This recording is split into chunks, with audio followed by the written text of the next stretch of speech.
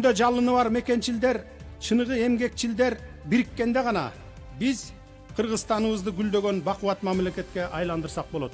21-кылымдын талабына ылайык жеке bir адамдын кызыкчылыгы үчүн же bir топтун кызыкчылыгы үчүн эмес, бүтүндөй мамлекеттин кызыкчылыгы үчүн жана ушу сиздердин мына жалпы элдин кызыкчылыгы үчүн иштей турган баш мыйзамды кабыл алабыз деп турабыз. Мисалы, bir районго өзүңөрдүн балаңарды аким кылып коюп алат экенсиңер, кат жиберет экенсиңер, 1000 деген колду топтоп туруп, ушул баланы коюп бер бизге деп.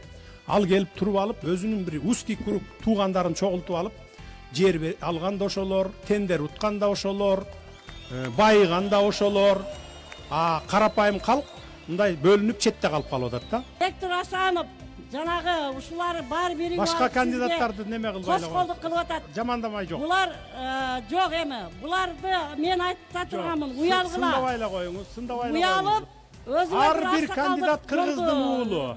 Seni biz şaylayımız. Dayım taza jür. Allah'ta Kuda kalasa sen tüvelikte ömrüne kalacak prezident oluşuna biz tilektaş budaylar gideyiz. Çoğun razıçılık bildirem sizge koldoп bергениңиздерге.